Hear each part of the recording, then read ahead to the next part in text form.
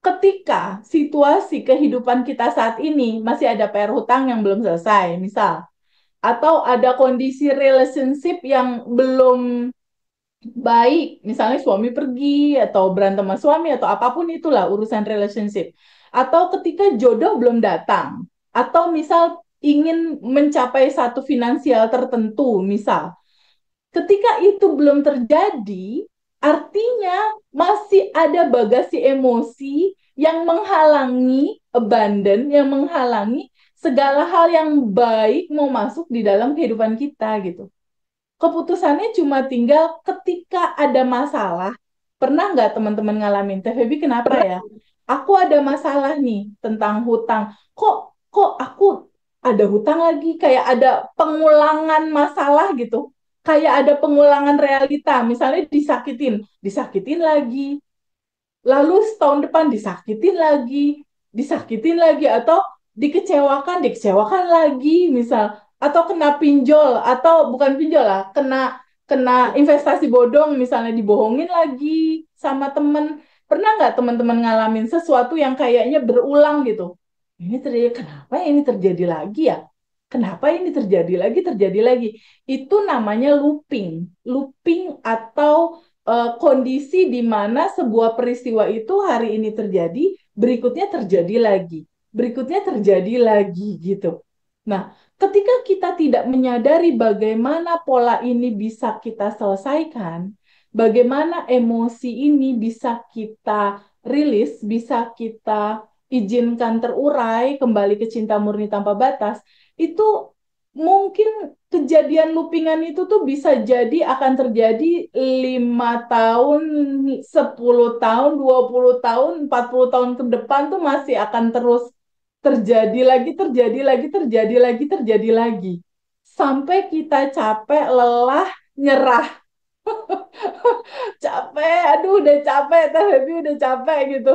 Sampai kita menemukan kesadaran bahwa, oh ternyata semua cerita kisah hidupku harus aku terima. Jadi kunci dari materi Abundant Revolution, ujungnya itu adalah menerima semua realita, mengizinkan untuk melepaskan dan melarutkan semua emosi, kembali ke cinta murni tanpa batas. Lalu setelah itu baru kita menata itu semua dengan quantum jam. Dengan apa yang kita inginkan, itu kita quantum jamkan, lalu kita lepaskan. Kita lepaskan, kita izinkan kepada kecerdasan yang lebih tinggi, yang maha tahu jalannya, untuk mewujudkan itu. Jadi ini adalah satu materi yang luar biasa. Tapi kita harus berawal dari mana, Teh Feby? Ya tadi, kita akan berawal dari materi bab 1 ya. Oke, teman-teman, kita mulai ya. Materi bab 1 adalah ini. Siapakah diri kita sebenarnya? Siapakah diri kita sebenarnya? Di sini kelihatan nggak sama teman-teman? Aku izin open mic untuk Bu Atik, boleh? Bu Atik buka mic-nya boleh nggak? Halo Bu Atik, buka mic-nya boleh nggak? Open mic bisa nggak? Kita komunikasi. Assalamualaikum. Halo, Assalamualaikum. Waalaikumsalam. Bu Ati Suryo deh, boleh deh. Oke, Bu Ati kelihatan nggak ada layar di sini? Iya, lihat. Kelihatan ya? Oke, Iya. kita komunikasi ya untuk menerangkan ini. Ini adalah slide pertama, bab 1 yang penting banget untuk teman-teman pahami. Kalau mau difoto boleh ya.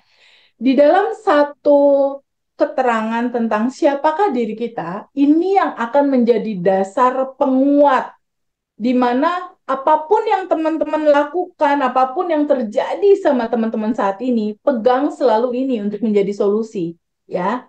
Siapakah diri kita?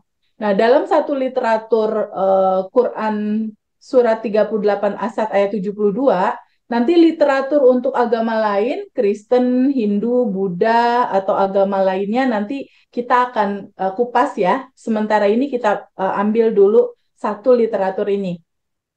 Dikatakan seperti ini. Ini adalah cerita tentang proses penciptaan Adam. Ini adalah cerita tentang proses penciptaan kita juga. Dikatakan seperti ini. Quran 38 Asad ayat 72. Kemudian apabila telah aku sempurnakan kejadiannya dan aku tiupkan ruhku kepadanya.